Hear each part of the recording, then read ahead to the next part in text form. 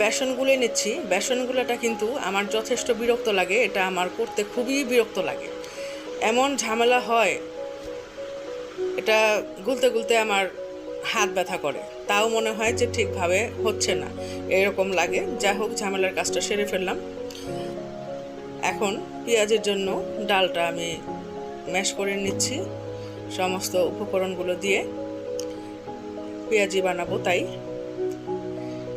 এরপর একটু আলু আমি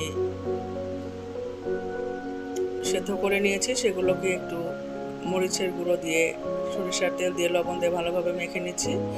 ভাবছেন যে এতগুলো কি করব আমি? এগুলো আমি বাসার জন্য না, মসজিদে ইফতার পাঠাবো, সেজন্যই এই আয়োজনটা করছি আজকে। বাসা থেকে আমি রেডি করেই দেব, দোকান থেকে কিনে দেব না। ইফতারগুলো আমি বাসা থেকে করে দিব, আর বাইরে থেকে আমি জিলাপিটা, তারপর কিছু ফল, সেগুলোকে কিনে পাঠিয়ে দেব।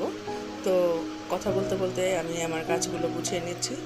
এখন এখানে আমি ছোলা রান্না করব, মানে ছোলা সিদ্ধ করে নিয়েছি, এখন সেটাকে ভালোভাবে ভুনা করে নেব, সেজন্য পেঁয়াজ ভাজা হচ্ছে। রমজান মাসে আমি রেগুলার ভিডিও আপলোড করতে পারি নাই, কারণ রমজান মাসে খুবই ব্যস্ত থাকা হয়, কিছু ইবাদত বন্দেগী করারও ব্যাপার স্যাপার আছে, তাছাড়াও খুব ঝামেলার সময়, এর জন্য আমি আপনাদের মাঝে সবসময় উপস্থিত হতে পারিনি, এবং হয়তো বা অনেকের ভিডিও দেখা আমার মিসও হয়ে গেছে। তো যা হোক, সেটা আর নতুন করে কি বলবো। আসসালামু আলাইকুম, আশা করছি সবাই ভালো আছেন, সুস্থ আছেন। এটা আমার রমজান মাসের শেষ ব্লগ। এটা আপলোড হতে হতে হয়তো ঈদের দিন আমি আপলোড করতে পারবো, তার আগে এটা হয়তো আপলোড করতে পারবো না।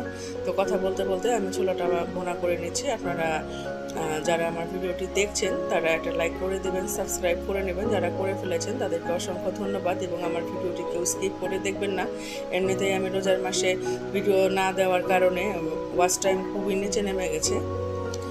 তা আশা করছি আপনারা সবাই আমার পাশে থাকবেন।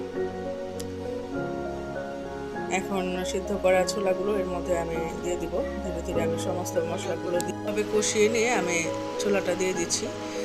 সবসময় আমরা ছোলা এভাবে ভুনা করি, অনেকে অনেকভাবে ভুনা করে থাকি, অনেকে আবার অন্যভাবেও করে। তো আমরা এভাবেই করি, সেটাই একটু আপনাদের সাথে শেয়ার করছি আর কি। ছোলা ভুনাটা নেড়ে চেড়ে আমি করে নেব, এর মধ্যে কিন্তু কোনো পানি দিব না, শুধুমাত্র একটু নেড়ে চেড়ে এটা কমপ্লিট হয়ে যাবে, কারণ এটা আমি আগে সেদ্ধ করে নিয়েছি। তো এখন চলুন ঘুগনি করি। এটা হলো ডাবলি ডাল সিদ্ধ করে নিয়েছি আমি। এখন এটাকে আমি পেঁয়াজ কাঁচামরিচ দিয়ে বাগার দিব। এখানে আর অন্য কোনো মশলা যাবে না, শুধুমাত্র পেঁয়াজ কাঁচামরিচ আর একটু লবণ।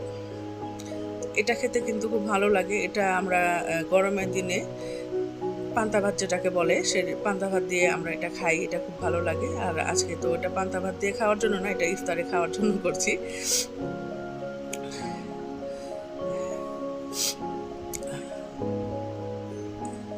এটাকে ভালোভাবে আমি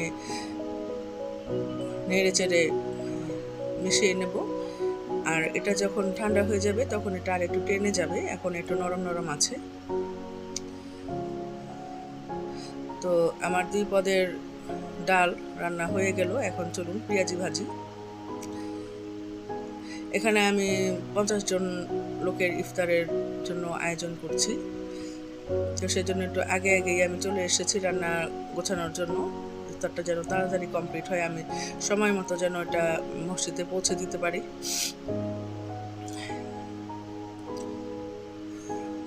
আমি পেঁয়াজিগুলো একটু বড় বড় করে করেছি। তো এখানে আমি আপনাদেরকে খুব একটু একটু করে দেখিয়ে দেব। এতগুলা ভাজতে সময় লাগবে অনেক, যদি সম্পূর্ণটাই দেখাতে যাই আপনারা আমাকে অনেক বকাবকি করবেন, তো সেটা আমি করছি না। আমি সামান্য একটু দেখিয়ে নেব। এটা হচ্ছে আলুর চপ, এটাও আমি সাইজে একটু বড় করেছি। আমার ঠান্ডা লেগেছে, এর জন্য ভয়েসটা দিতে খুব কষ্ট হচ্ছে, আপনারা কিছু মনে করবেন না।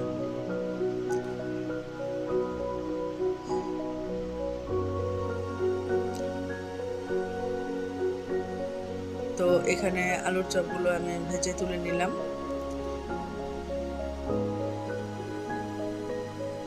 দেখুন, দেখতে খুব সুন্দর হয়েছে।